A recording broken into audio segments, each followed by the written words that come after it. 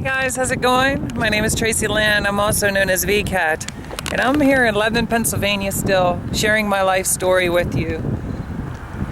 I'm kind of running out of time. This weather's starting to change, it's getting a lot colder out here, a little windy today. Many of you who are back in Ohio know that I've complained a lot about the wind.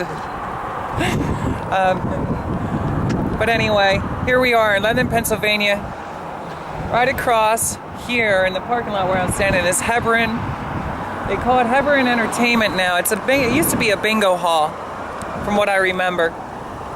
But in this parking lot used to stand an apartment building that me and my mother have lived in with our children, or with her children. It's right along 422. Here, let me show you.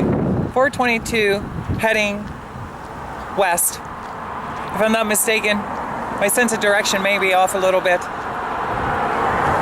Also known as Cumberland Street. As you can see, it's a one-way street heading that way. I'll get to hopefully talk to you a little bit about that. Lebanon used to be quite well known as what they call the circuit.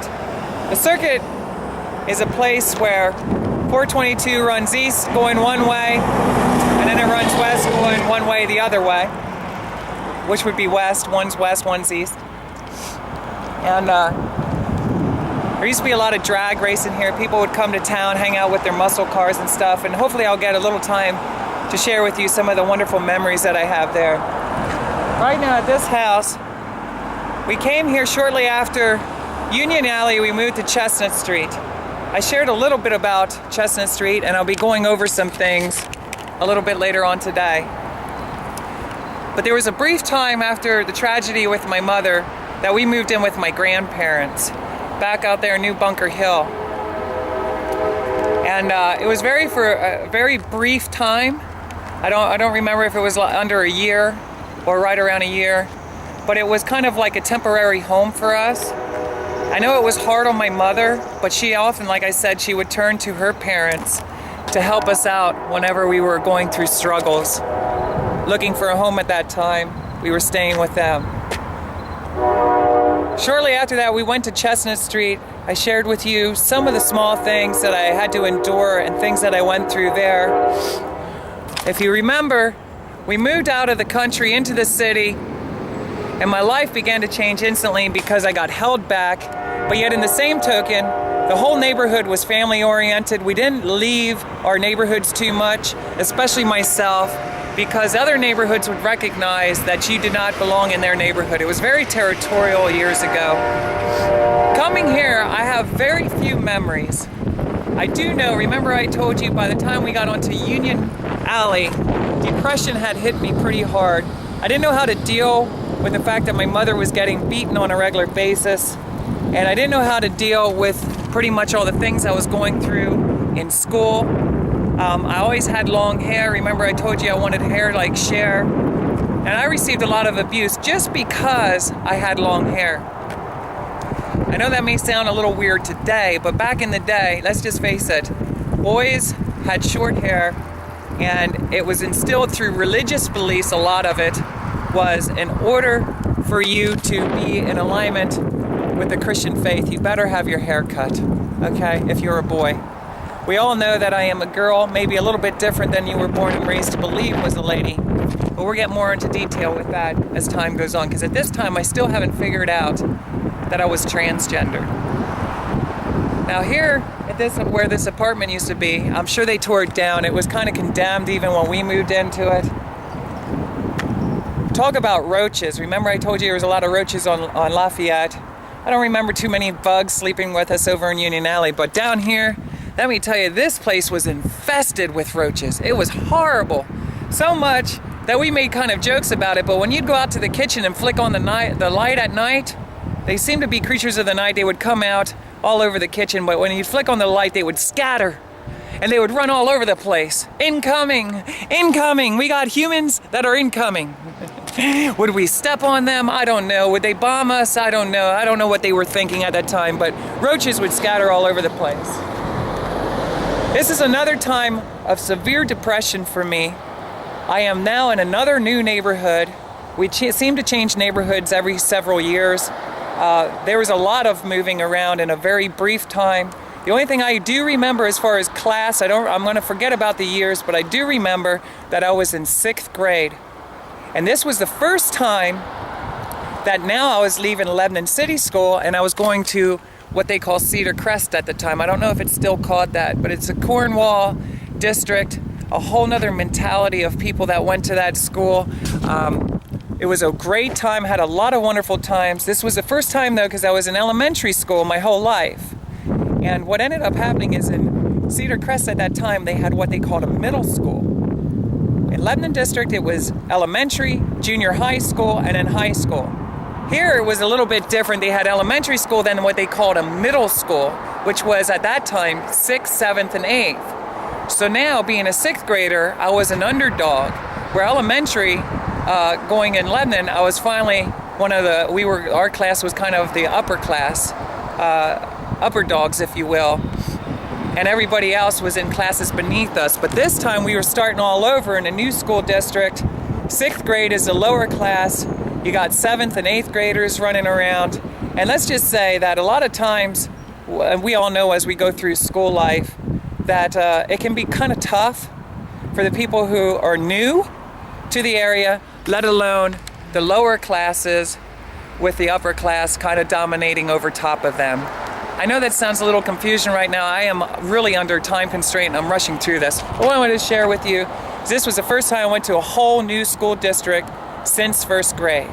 So I spent 1st through 6th here, but then we had to transition ourselves into a middle school. I ended up meeting some friends here, but what I want to get clear and get it out in the open right now, I was extremely depressed living here, living with roaches, still confused about everything I've been through my whole life, still trying to figure myself out, let alone my mom was a very hurt soul. She'd been through a lot herself throughout her life. Remember, I looked up to my mom, I loved her dearly, and to know that she was going through all these struggles and having hard times taking care of us, depending on her parents to help us out as well. We were having a tough life. I was still in a separation with my parents, wanting to share a lot of time with my father, and I still did at this time, but it was becoming less and less because, let's face it, he's been working a lot throughout the week. On the weekends, he has a lot of responsibility to take care of when he gets home. He has another family that he needs to care for and share quality time with. So it's starting to be a hassle for him in a way. I can't answer that for himself. But looking back, I can only imagine how tough it was for him to balance out his different families that he had, okay? Because he's working all the time. He was dedicated and devoted to working. With that being said, do you remember zipper pants? This is the first time I ever wore zipper pants, and that was a big... Michael Jackson was a huge influence to me at that time in the 80s. Zipper pants was in. I had a black pair I got from a department store over the hill that was called Hills at the time, Hills Department Store. And at this time, I don't know how else to word this.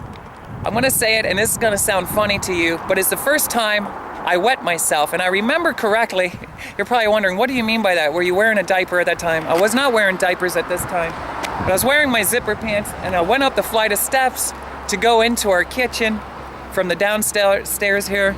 And let me just say that I got halfway up the steps, and all of a sudden, something weird happened to me. I was becoming a teenager, and I'm gonna say wet myself, but from that time on, let me just say, self-pleasing myself happened very often in this apartment. I was spending a lot of time trying to figure out my sexuality. But meanwhile, while I'm doing that, I'm fantasizing about men. I'm fantasizing about being a girl. Remember, this started in Union Alley where I'm playing with adult toys, wearing lingerie. I'm not quite understanding where I got a hold of this stuff. I have ideas, but I'll just keep those ideas to myself for now. But in that house, somewhere along the line, I found adult toys and people's lingerie, and I was wearing it, pretending to be a girl. Playing with myself at that time, if you will. I did that a lot with my matchboxes and adult toys. Here, it started to be more of a physical, self-physical, pleasing myself. And let's just leave it at that. And that continued to happen throughout my life. And meanwhile, while I was pleasing myself, I was always fantasizing about being with men. Another memory here is we had a really nice Christmas. with my mom. I don't remember a whole lot of the details of that. But one thing I do remember is my mom's ex-boyfriend with the Roadrunner. At some point we used to hang out here, which is called the Circuit, and we would watch people race down the street. There was muscle cars that would sit across the street here at the parking lot. I can't get too close to that right now, but across the street from here, there was muscle cars always lined up there. I used to fantasize and dream about having a General Lee. I used to fantasize and dream about having a muscle car. So my brother and stuff, he's driving. Sometimes we go for rides in his car. One day, this guy with the Roadrunner pulled up front, and I was reflecting back on this. Do you remember Billy Joel? This was during the area that Billy Joel kind of entered my life through the radio. And Keeping the Faith was a song that I heard one night when my mom's boyfriend stopped by. He took us for a ride around the circuit. He would occasionally do that, take us, because he knew that we loved his car and we missed driving around with him. So occasionally he'd take us around the circuit and then drop us back off. Always had a wonderful time with him. And I remember one time specifically when he pulled over and he asked me if I wanted to go for a ride. And Keep the Faith was really big at that time. And I remember he sang the words. He knew all the words. And I remember I was astounded by that.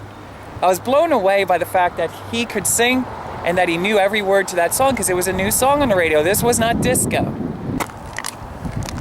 One of my favorite foods to eat during this time, because my mom was working more, was eating out of a can, because I wasn't too good of a cook. Still to this day, many of you will know I'm not much of a cook. I eat a lot of fruits and vegetables. At that time, I ate a lot of canned foods. Remember, I told you at my grandparents it was ravioli. In this neighborhood right here, I specifically remember getting a can of SpaghettiOs. I love SpaghettiOs. You know what that is, SpaghettiOs?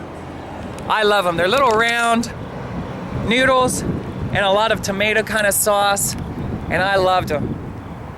It was, I opened up the can one day of SpaghettiOs and I walked through the neighborhood with a spoon in my can of SpaghettiOs, eating them, and everybody said I was disgusting. Why would I be doing that? Why didn't I cook it? But I wasn't much of a cook then, as I ain't not now, as I ain't now. In this neighborhood, it was kind of a blessing to me. Remember, I was going to middle school. We were kind of the underclass, 6th grade, so we were the little ones, kind of being stomped around. So we kind of had to pack rat together. This is the first time that I actually got to be in a pack of guys. We connected. We ended up all becoming very good friends. This was a very tight community, and it seemed like a lot of the 6th graders and 7th graders, we stuck together, while the high school kids, they kind of did their own thing, unless there was a neighborhood brawl where people from the outside came in and picked on us. Pretty much the high school kids stuck to themselves, and the junior high, middle school people, we stuck to ourselves as well. So I often wondered whatever happened to my friends from this neighborhood, because there was a lot of good memories that are here. I kind of forget them right now because I'm kind of on the spot and pressured for time. Can't think as clearly as I want. But there were many times that we walked through this neighborhood, and back in the day, with these screen doors that we're coming up on, especially around this time of year in October. See the corn? Yes, we were very destructive. And we used to take corn on the cob. There used to be a cornfield up the road here a little bit. And we would collect those corn on the cobs, and we would strip them to the kernels of just corn, and we would go tic-tacking. Did you ever do that? Now, instead of playing street games, we're starting to get more into the time of life where we're kind of vandalizing things. We're taking that corn, we're throwing it against people's doors, especially people that we knew, and we would run. And the trick was, you don't get caught. Don't get caught throwing corn at somebody's door. Can I just tell you, please don't do that. Please don't strip corn and throw it up here. It was wrong. I knew it was wrong at the time, but I wanted to kind of fit in with my friends, you know. I was seeking through life ways that I could fit in and not be so much of an outsider. Remember, I love to pretend. I spent a lot of time alone pretending I was driving cars and riding motorcycles. On Lafayette, I was hanging out with nothing but girls. I got along better with the girls than I did with the guys because I love doing girly things, whatever it was back in the day. In this neighborhood, it was much different. Didn't hang out so much with the girls. Sexuality is starting to kick in, so we have a lot of curiosities with that. Because even at that age, I knew that I was very drawn to want to share time with guys.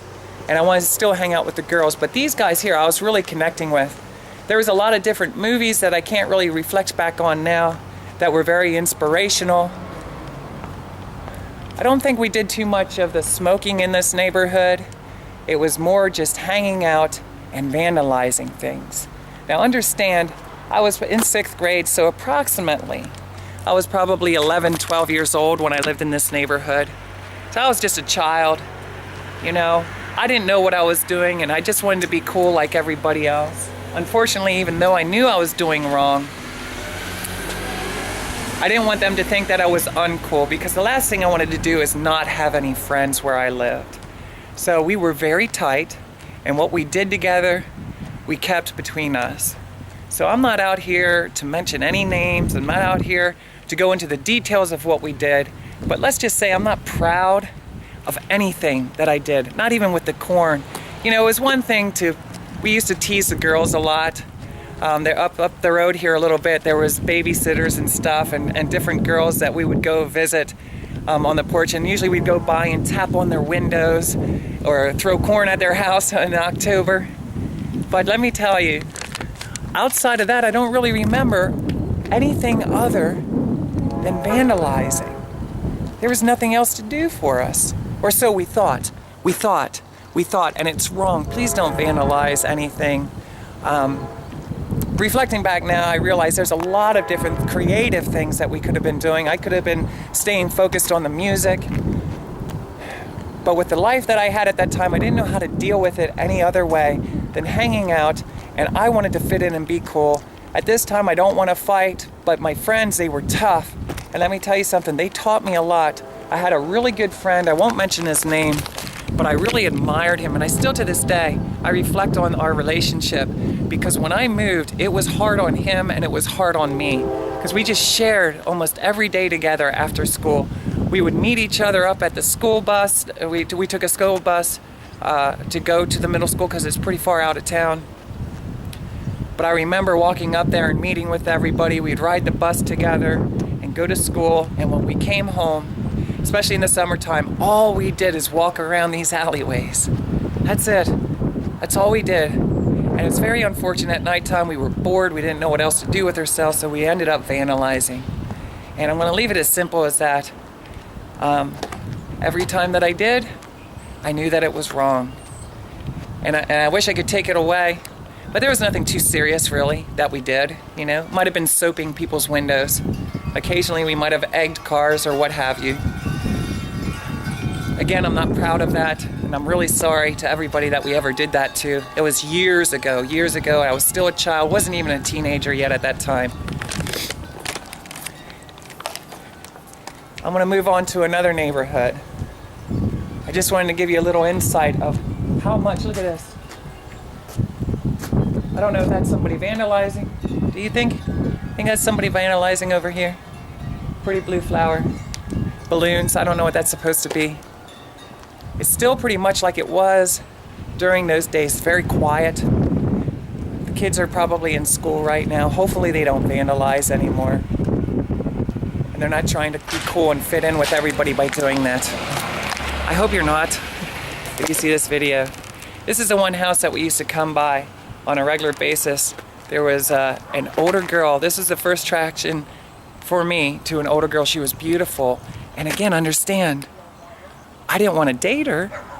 I wanted to get to know her, to be more like her. I wanted to style my hair like her. She was a beauty. She was a goddess in this neighborhood. All the high school kids really took a liking to her. And I really admired her in many, many ways. We were good friends with her younger sister, so we would come up, of course, and tease them and hang out here many times, pretty much doing nothing, but just hanging out. We watched a lot of movies. We would go to our friends' houses, and I can't think right now of the different movies that were popular during that time, but that was big. Movies started being enormous in my life at this time, and we would all get together and go to different houses. We take turns. Very seldom did we ever go to my apartment for a lot of different reasons, but we would go to their houses and hang out. So I'm going to take you over to another neighborhood that we lived at. I'm going to think and reflect back on some of the memories when I was a teenager. This was a time that I was in 6th grade. It was very short-lived. It wasn't long before we moved over to the next neighborhood, which is called Lebanon Village. I don't know what it is called today, but back in the day it was. And let me tell you something, this was a whole nother neighborhood.